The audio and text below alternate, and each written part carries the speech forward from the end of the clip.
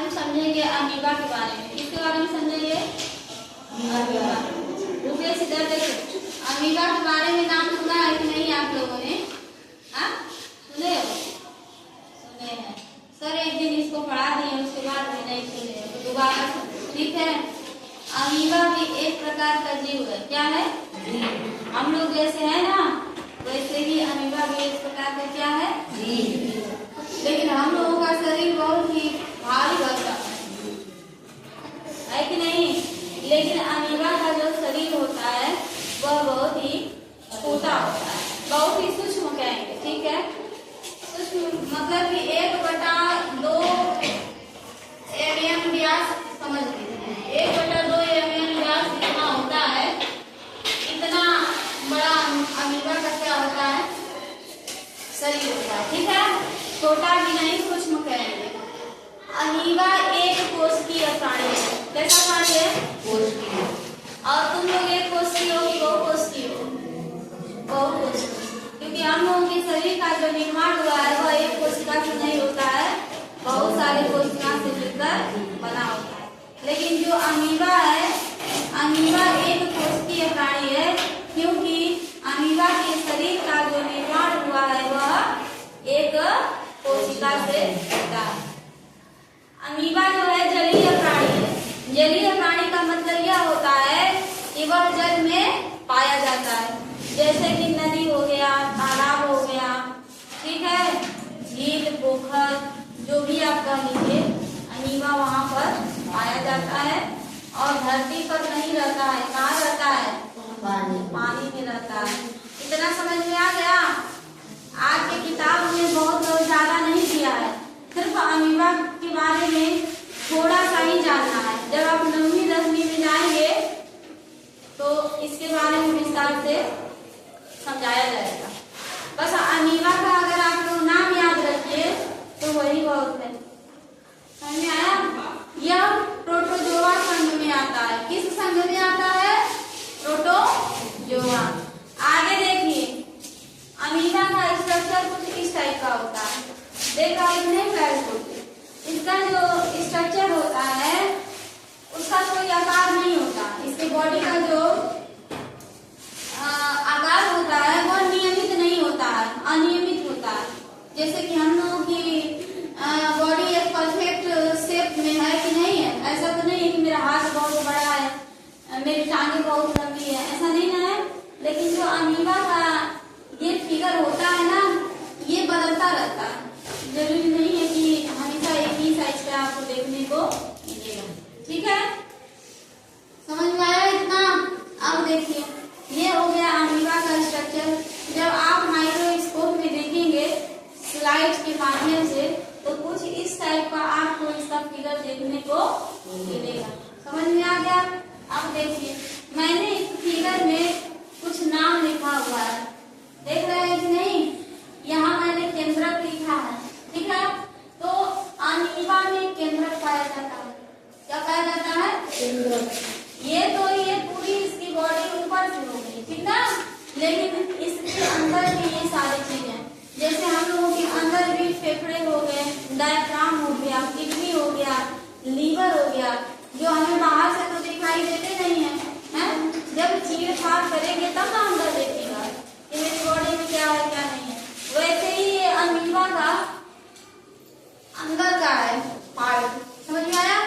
अब देखिए, यहाँ मैंने ये कुछ इस टाइप का स्ट्रक्चर बनाया है जिसको हम पादाप बोलते हैं। क्या बोलते हैं? पादाप। पादाप को कृत्रिम पैर बोलते हैं। क्या बोलते हैं? कृत्रिम पैर। कृत्रिम पैर, कृत्रिम पैर का मतलब क्या होता है? आर्टिफिशियल पैर, जिससे हम लोग अपने पैर से चलते हैं ना, तो वही है अमीबा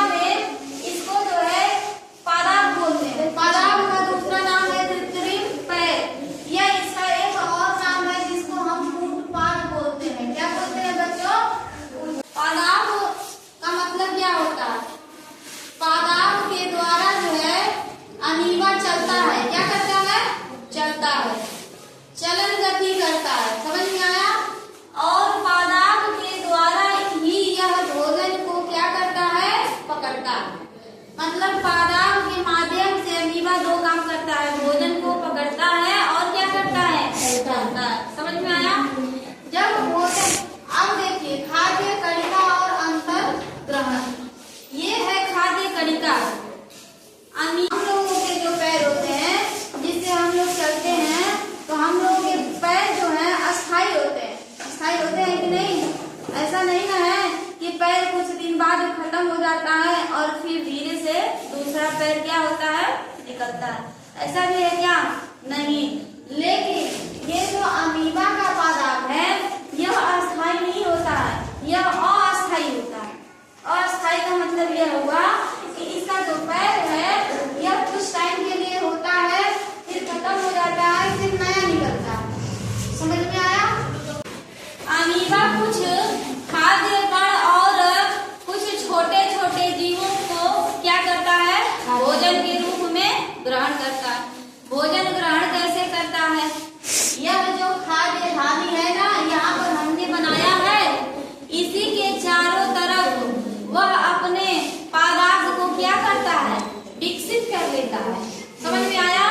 और फिर इस भोजन को निगल लेता है, यानी कि घोट जाता है। और जब भोजन घोटेगा यानी निगलेगा, तो यह कहाँ आके फंस जाता है बच्चों, खाद्य थाली में। समझ में आया? खाद्य थाली में आके फंस जाएगा।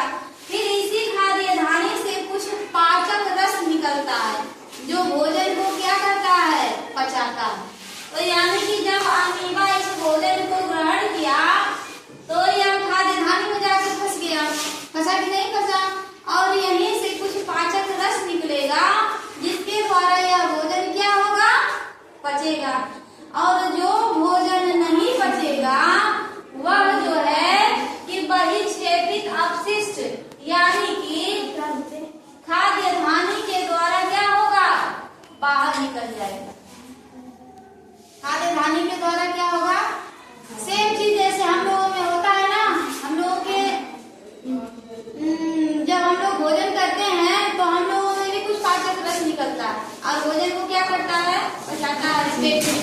और जो भोजन नहीं पचता है वह मल द्वार के द्वारा क्या होता है, बाहर निकल जाता है। वैसे ही अमीबा में भी होता है।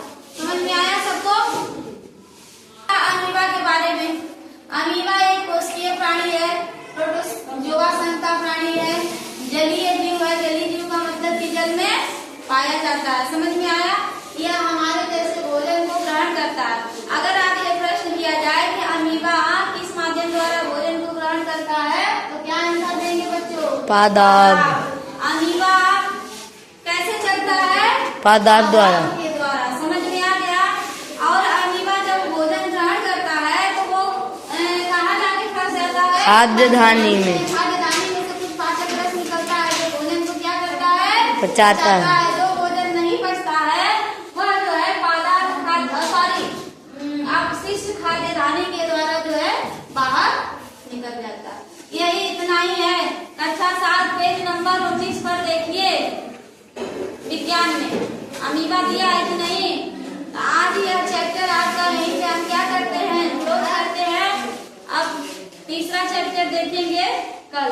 समझ में आया सबको?